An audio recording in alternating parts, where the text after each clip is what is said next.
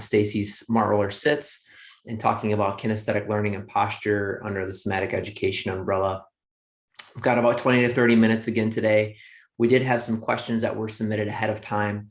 And so any more that come in, drop into the chat or the Facebook Live. I know we can see who's on Zoom right now, but we can't see who's on Facebook. So make sure you do drop your questions in the comments section there. I will be putting some links into Zoom and Facebook as well during this presentation, some and access to an ebook and some discount information. But and for the sake of time, let's turn things over to Stacy. Stacy, thanks for coming on again. It's been a great week and excited to close this out with some focus on the sits, which I think just from my perspective as someone who's really familiar with OPTP's products and feedback that we get from customers is probably the least understood of your products. Yep. Don't go away because I want to pull you back in. Okay, sure. We'll do a little demo from there. They'll be doing their own demo, but it will help me to make sure I make my language, effective to what we want to do. So gotcha. Perfect. Okay, yeah. Okay. All right. Well, thank you for joining me. And this has actually been quite fun this week. And I've had problems promoting the SMARTROLLER products because in some ways they feel like my children and I'm bragging about my children. And I've been told not to do that. So I can always educate about the product though. That part I feel really comfortable. So the SMARTROLLER Sits were, and I'll just go through this song and dance story again, that when we were processing the SMARTROLLER and then we broke it down into the links into sections, we had these edges at the end, and it just occurred to me how much these look like buttocks. And so because this is about sensory motor learning, and we're looking at this global idea of dynamic posture, and sitting is one of the main ways that people are probably thinking about their posture a little bit. So I want to address it from a very different point of view. I know, in fact, I'm really appreciating to go public that this is not that you're supposed to sit on these all day long. These are to prompt you to notice how you're sitting.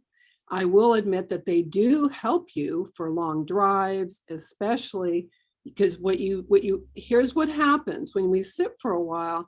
Our system kind of goes in autopilot, and it just doesn't remember how to fidget.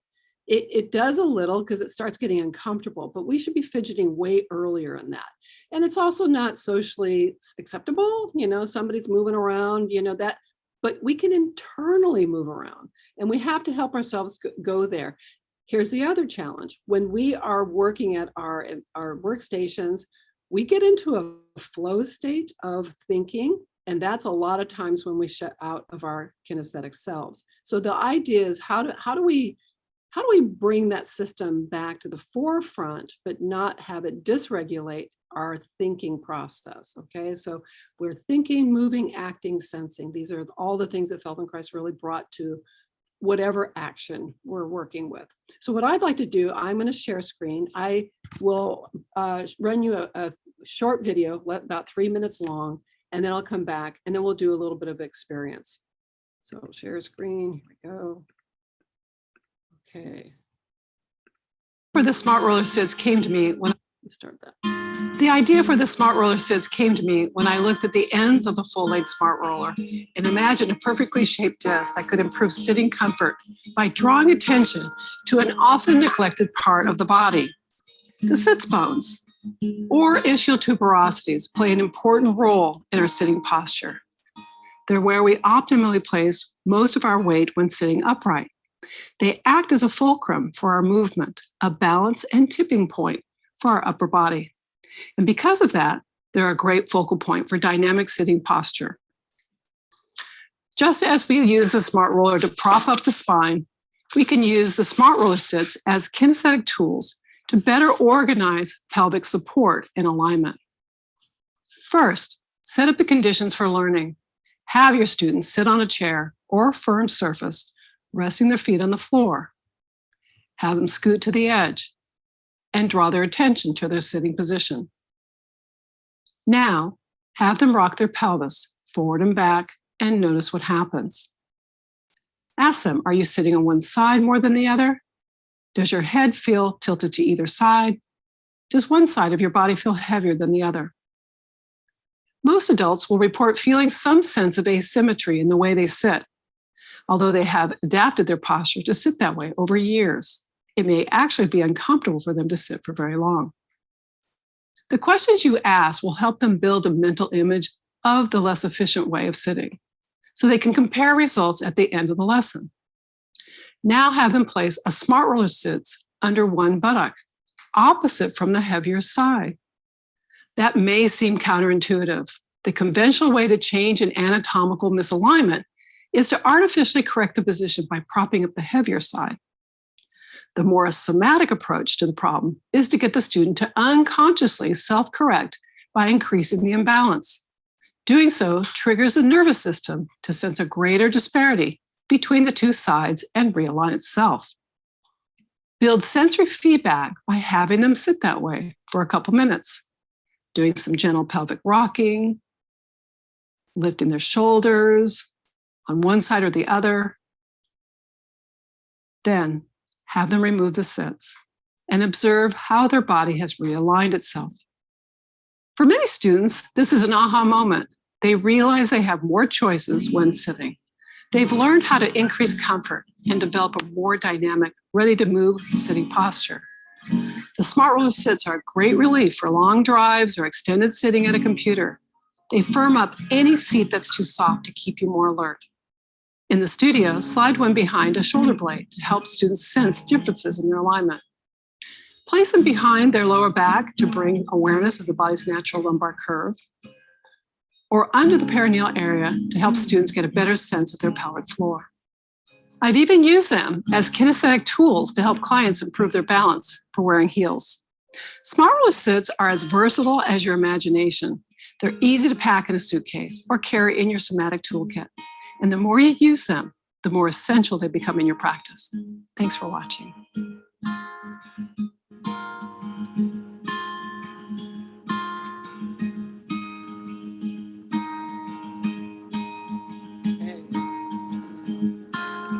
So I wanted to show that particular video because I thought, well, first of all, the people that I worked with that had the model do the demonstration and so forth, they said, that's so subtle. They're going to be able to pick up on that. Probably not. And so I want you to be able to experience it a little bit because, again, it's not that you're supposed to be on these and prop them up or prop you up, but we do know, and I really believe this from my own experience, that we can organize some alertness when we feel better skeletal support. I'll say that again. So if we're thinking about posture and we're embracing many muscles to support it, we can really minimize the organic elements that keep us alert and in a state of readiness. Think about it. If we are designed at one time to move away from being being in trouble or having to flee. Feldenkrais was a martial artist. His thinking was, how do I allow people to posture that they could move with ease in any direction? And that doesn't just mean the physicality of positioning themselves. That means that their periphery, their sense of their space is more global. And I believe that when we have our convergent vision in these devices like we are right now, we will narrow down and we will organize less freedom of movement because that's what we're doing. Our body is recognizing that we don't want a lot of motion because we're now narrowing down that convergent vision. But we can get so good that we forget that we're in that. And all you have to do is be a driver in Los Angeles and you realize you can't be looking at the license plate. You have to be able to have the expanse of knowing how the traffic's going to flow in all directions and be a really, a ready driver. So that's kind of the thinking behind it. So you may not have noticed that what I want to clarify, what we did with her is she had a little bit of a bias, not a big one, but she had a little bit of a bias of sitting on her left sit bone. So what we did is we put the prop under the right sit bone, which again, seems counterintuitive, but what we wanted to do is maximize how she was already being, but the system's subtle enough. That's why they're so thin because we want to have the system recognize the stimulus that's minimally changed. And because it's riding right under the sit bone, it can be enough of a driver with this Libra scale that the system can organize information. But the beauty, and we'll do a little bit, you can experience it, and it may or may not work for you, but then you slip it out, and it is a little bit of a magic trick. I want to show you one other thing. One of the things that we get habitual about is our perception and our familiarity of things the way we've learned to do them and what that can do. And magicians get this. You know, they work with visual, tricks all the time because we will ready our vision on pre-learning experience. So we can be, somebody can sneak up. So I love this. I've asked people, and I forget where I learned this. It was not even in my Feldenkrais world. But I love this kind of puzzle. So, you ask a group and you ask them to fold the glasses.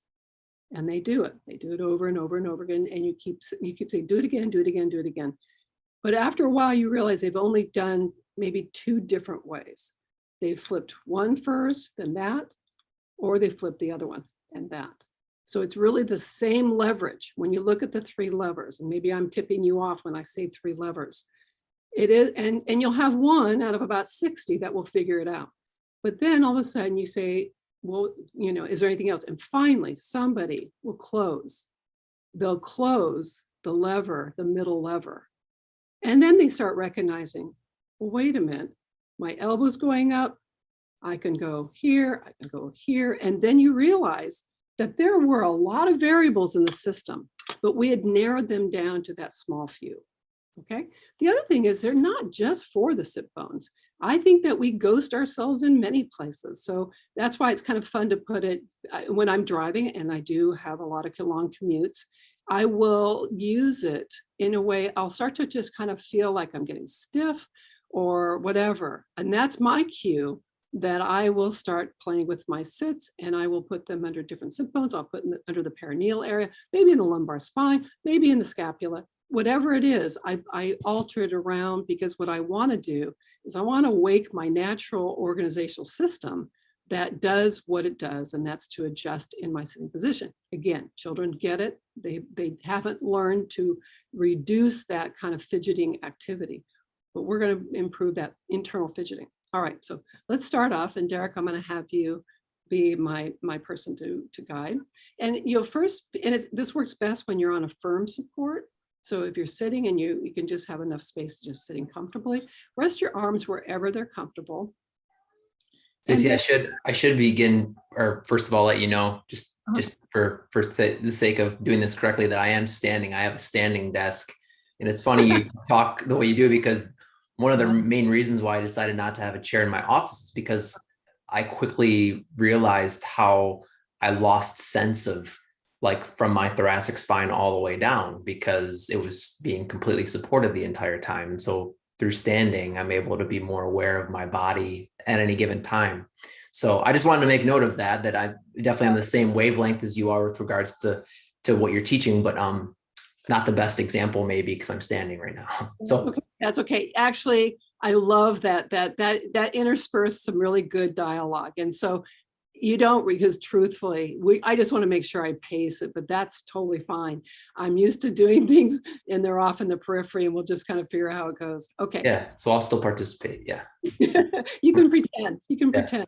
You're good at that. All right. So first of all, just notice your sit bones and take a moment and just feel, do you know where they are? And it doesn't matter how much padding you have. It's just like we can feel our, the tripod of our feet inside our shoes. So you just kind of go there and you just notice and you feel, are you more on one side or the other? Or maybe you just don't even have a difference, and that's fine. Now what I'd like you to do is I want you to look to your left, just look around the room to your left and come back, easy range, and look to your right and come back and feel one may have been a little different than the other. One may have been a little easier. So we're not going to go targeting that. We're just going to know that. And we'll come back and this is how Feldenkrais works. It's an experiment. Some of them wake systems up. Some of them wake systems up that we don't have a concrete aha, but trust me, you're upticking, you're upgrading your software with it. Okay, so here's what I want you to do, since we don't have the smart sits, or maybe we do, but for those that don't, I want you to feel if there's a heavier side. I want you to slip your hand underneath, and try not to mimic me, because I'm not going to tell you which way to do it, because I want you to be listening in, that I want you to slip your hand underneath the buttock that is not carrying the same weight. And then you have a little bit of feedback to yourself. Maybe that's uncomfortable. You can always slide a book. So do whatever it is, okay? And then just feel that subtle adjustment. That may help you notice that you're accentuating putting the weight over there, all right? Now, so I've got my hand underneath my left sit bone. What you do then, the opposite hand, you'll put it on top of your head, okay? And then what you're going to do is you're going to tilt your head in the direction of that one, the side that you have the hand on. And you'll just do that several times. As you do that, I want you to notice that you're fanning your ribs. So just feel how you open your ribs on the side that the arm's in the air. And you just keep repeating it. And you always check that your breath is coming in consistently. And you do as light a movement as you can. Now bring your arm down and just leave the hand there for a moment. Take that same hand, cross it to your opposite shoulder, and if you can, lift your elbow up. This time what you'll do is you're going to turn your elbow and head in the direction that you, away from the way that you were doing that side bend motion. So you're just rotating, and you do that several times. Pause in the middle, leave your head in the middle, and continue to do the rotation. See if you can feel if your nose and eyes, and stay quiet and just notice. And you have to really, it's not ideal because your arm may get stiff, your elbow may be locked in without knowing it. Just do the best you can. Rest that arm, slip that hand out. And now see if you feel a difference in the way that you're sitting. See if you feel there's an easiness and balance. Maybe yes, maybe no. And now go back to looking in the direction of the left. Come back and then look to the right. And you might have noticed that you gained the range of motion, maybe in both, maybe in one side. But what happens is, again, it's kind of like that demonstration of the glasses, is what's happening is you're using parts of yourself to open up and to expand on the areas that may not necessarily been recruited. We tend to, after a while, just kind of work off our head and neck. And then we think that something flashes on us and we're told to sit up straight or to accommodate it. And truthfully, all you have to look is the industry of what's the perfect chair, the perfect pillow, the perfect mattress. And you realize the reason there is no perfect anything is that we have to adjust us to be in the environment, not always the other way around. There are some things, but I would say for the most part, it's us that has to do it. And when I did a 4-year Feldenkrais training, I was sleeping on the floor with my son without pillows and without any kind of support. You just can get more adaptable with having the nervous system being more operational for variance and for changes. And I like this because it's been a lot of years since I did my training, and I've had injuries from athletic things. And I like that I'm not held down so much to the rigors of one way of doing things. And I also like the way it frees my thinking. I try and do things now that I wouldn't necessarily gravitate towards. And I like that I'm really, because I love my profession so much. I tend to be very, this is my passion, this is my hobby. So I have to work to go outside of it. But I really like that I can use that thinking of being curious and looking for, ways that it just opens up my understanding of things better. So that's that. And I'll field those questions now.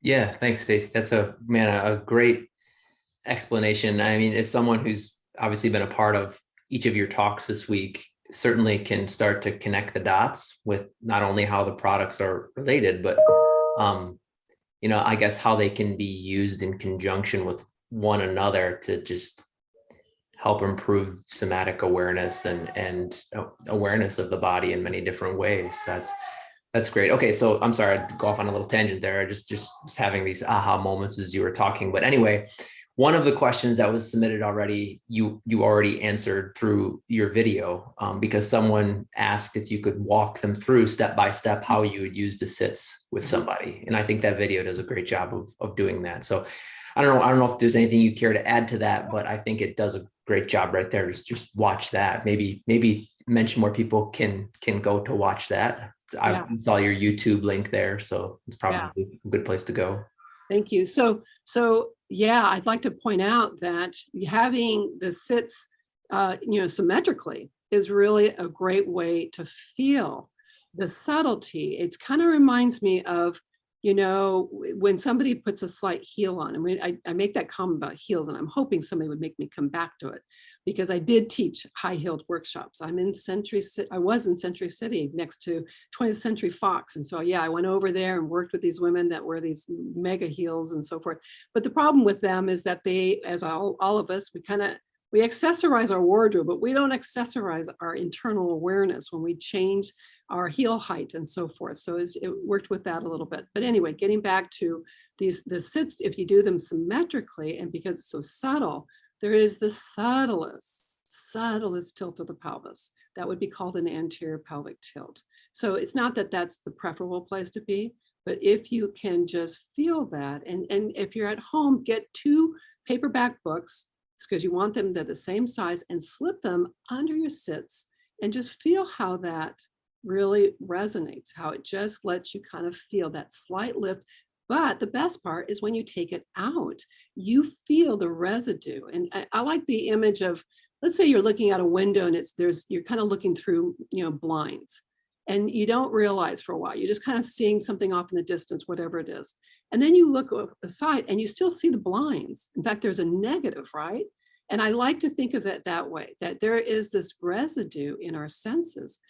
It's a good and a negative thing, because you can appreciate, if we just kind of keep cluttering the senses in the same way, after a while, we could lose some of that refinement that really reduce, or we able to connect to the sensitivity on that level. So thanks. How long do you find it takes for someone to start to be able to take down some of those habitual patterns and open up awareness when using the sits in this scenario? That's a really good question. And yesterday we worked with a case study of how I progressed a person along with the links. What I find is it's how accessible the learner is. This is not easy. I really get it. And so if somebody really needs to be convinced, that takes me longer. But I'm lucky that I'm in a very, very sophisticated audience world where they're creatives. They're willing to think outside the box. No, I wasn't. I was very linear. I knew I wanted to be a PT when I was in high school, and I just went straight on through, no humanities outside of my necessity. And I really found it difficult to not think of it as being so, not substantive in the scientific world. And thankfully, the scientific world is catching us up on embodied cognition. So I think we have to look at this. And in fact, the pandemic was a valuable way for people to start realizing, because it magnified the Zoom experiences and things that we were closed in with that. So, but getting back to your question, you can quickly get somebody, because when you give somebody a quick experience, and the other thing to think about, in the second edition, we decided to do what are called 3-minute miracles, because we know we have a very short attention span with our clients. So we did one for hamstring lengthening. We did one for that I demonstrated yesterday, putting them underneath the pelvis so people could feel the change in their ribs and so forth. So those are there for you, and there are YouTube videos that go with that. But the point is, if you can give them a quick aha moment, you can get them to have better buy-in, and then you have something to work with. You will have to reinforce it. I send people with links, not the SmartRoller links, but links, so that I've through either my SoundCloud or something like that. So I tie them on as I can, because I usually only see people a couple times a week. but I try and make sure that I've got them moving through an awareness or movement capacity. I also shove everybody into awareness or movement classes whenever possible. They're online, they're accessible. There are a lot of free resources because I want them to realize this is crossword puzzles for the body. And my husband's, does them religiously with the New York Times and in terms of crossword puzzles for words. And the fluency of words is so at his disposal. So for me, it's the best analogy that if you're doing these puzzles, you're really kind of waking the systems to be in a more state to learn, because this is more about sensory motor learning than it is about corrective medicine. It's not a very, I can't give you a 24-hour turnaround, but you can feel changes. Yeah. And you have to feel it in yourself. If you're an educator, you really want to do this work for yourself, because I can tell you it's really important that you can sense. And as a Feldenkrais teacher, what I discovered through doing so many movement puzzles, that I was able to have a very astute sense of what they were organizing like, because I could actually sense how they organize it a little bit. So you don't have to come in. And then this last thing I'll say is don't direct them right away. Do not. Do the best you can. I take them walking and I ask them questions. Lead them in the direction of having them answer for themselves what they notice. That's where you get them to start, because they don't feel bad posture. They feel the bad effects of posture. That makes sense. Yeah, I think that's a really great place to come from when answering the question, how long does it take, right? As a fitness professional myself, and dealing with a lot of different personalities and people with a spectrum of experiences in life that shape our perception, right? It's about how you can convey the idea first and then being open to it. And I think that's a lead into how fast they're going to respond to any intervention that you introduce. But absolutely. Thank you, Derek. That your personal experience, you totally get that, because, and I've been surprised on so many levels where I didn't realize how much I quickly made an understanding, like, well, this might take us a while, and sometimes the most complex medical problems come my way, and they're like this, they're flying through it. I also appreciate that I tend to get these cases that everybody's given up on. And I don't mean that in any other way to say that that's my demographics a lot. I'm the person that they just have nothing else that they can do to make it better. And I do appreciate my background in medicine because it helps me navigate that. But then I definitely sway in this direction, which helps them have hope and really helps them recognize that there's a lot of stuff that's been untouched in what's helping them, what makes them better. So. Okay, so I just realized that we're already at the half hour mark. There is one more question. I think we should answer it because it's regarding a different method of use of the sits, and that is, this came from another Pilates instructor. Seems to be a lot of instructors interested in using your products, but they have reported using the sits as awareness tools to use when people are standing, to bring more awareness to where they're loading their feet, how their joints are stacked over their body. How do you have just a real quick rundown, kind of like you do with the sits, for how you would introduce it maybe into an awareness or a balance or some type of implementation scheme like that? Yeah. So let's just take that example a little bit. So I'm guessing it's under the soles of their feet in some particular way. One of the things that I think could be of real value is to play with the lever of where they position it. Start off maybe going symmetrically. First, let them feel their original footprints and give them a structure. So we like to go with what's called a tripod, so that you feel the little toe, the big toe, and the heel, and it's roughly where the arches, the transverse and longitudinal arches, kind of meet, so that you give them that kind of sense of reference. Because again, and you can have them look around the room, because if they're balancing well on their feet, they're higher up on the hip organization. So they will have a lightness of support without excessive loading. And then I would play with them. I'm just making it up as I go. I would put them under their heels and I'd have them turn and do some light movements, have them experience very quick experiences, so that when they're standing in Pilates, doing whatever they're doing, put them aside. They're really just a prompt to wake it up, and then maybe put them at the balls of their feet so they have a negative heel. Those footwear exist out there. Let them experience that. Put them on the edges, inside edges. They're everting, they're inverting. So I would play with whatever thing and then have them take it back and then just feel, how does the tripod feel again? How do you sense your support? You can do arm movements, whatever it is, give them a contrast and compare. Give them what, we call them comparable signs, and they're all whatever way you want to think of it, a before and after, because then you start having their attention. And what you want is that their Pilates experience extends beyond their session. And I think that's why I referenced Marie-José yesterday, one of the most fascinating teachers that I've seen in the Pilates world. She's pretty much retired now, but I think I'm going to try and pull her out someday. But she absolutely got this. She hired me to come in and teach Feldenkrais to her Pilates students because she was so aware that they needed to have a self-awareness, and that's the key. Yeah.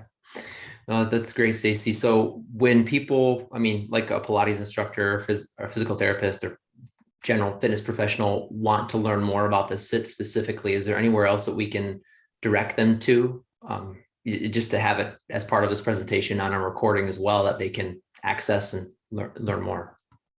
Yeah, well, I guess the book is the thing that comes to mind first, because what I did is I used the sits and then I broke it out into strength training. I broke it into, so there's a reference to each product that way. The other thing is I'm really on social media a lot. The smartroller.net has a lot of information there.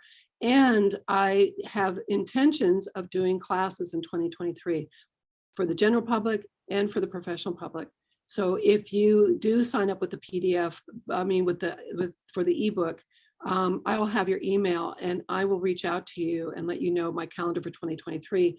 I love working. I haven't been in the education field with my products for a long time, but a while back, some of the photos that you see are when I was able to use it with the prototypes. And I do love that environment, working with that population, those populations. So great. Yeah. So great resources, Stacy. You can also, obviously OPTP is, sells all of Stacy's products. So you can check out our website as well, our social media accounts. Stacy recently just created some wonderful videos that you'll see coming out across those channels as well. So all great resources. I also just posted a link to an ebook that Stacy developed. This is not as much specific to the sits, but still another great piece of information, another great resource for you to learn more. And we'll also have that dropped into the comment section for those of you who are on Facebook here in just a little while as well. So one last thing, the ebook is for a quick thing for the Smart Roller, but the essentials, the smart essentials, I really would like you to take those down. So that applies for across the boards, with or without a product. As you mentioned yesterday, it's not the sensory motor product. It's how do you create conditions for learning? How do you set that up? How do you make your students better learners? How do you make yourself a better learner? You have to understand, we've lost the posture wars when you look at people navigating on the planet. So there's got to be something that we've missed. And I think it's that self-awareness. Yeah. Well, so check out those resources, everyone. I like you've heard throughout this week, Stacy's a phenomenal, not only speaker, but just resource, I think, for information under all things somatic education. So highly recommend following her on her social media channels. Check out the website, check out the products on optp.com. As part of this Somatic Education Week, we're also running a 10% off sale on all of her products. So use the code SMART10 to save 10% off not only the sits, but also the links, Smart Roller, and the total Smart Roller package. That's really all I have, Stacy. Is there any other information you'd like to share? Nope, I'm good. Thank you so much. It's been a fun week. Yeah. Well, great work with all the presentations. Seriously, I think so much information. And one other thing I want to ask you, maybe we'll keep this on the record, on the recording or off, but I created a product line, was at it for 10 years before I exited. And I was amazed at how much not only perceptions from clinicians and fitness professionals changed over that 10 years, just regarding somatic education and body awareness, proprioception, all these things. Have you noticed a lot of change, a lot of advancement over the last decade, or do you still feel like kind of I mean, we still have a long way to go, but are you excited or are you frustrated at how slow things have progressed? It depends on the day, but yeah, no, I definitely see progress, that there would be an interest. I mean, it's funny, I had a colleague that said, oh, you must be excited. They're finally setting up a situation for you to talk about this. And I said, well, you know what? Yes and no. I think it needed to come. I think the audiences out there needed to have enough of this kind of thinking to explore. It's like the glasses, right? We really narrow down given our life experience. And so I think the beauty behind what Feldenkrais was able to offer was just really this ingenuity that's built in us. It's not my product. I'd love to say that's it. I just like the idea that if I can make things easier for them to come to that wisdom, and that's the name, it's a smart roller to help them pick up that wisdom. Mm-hmm. Yep, that makes a lot of sense. Well, all right. Well, thanks so much for your time, Stacy. Really appreciate everything. Great talks. And I hope we're able to get a lot more eyeballs on all this material as we move forward.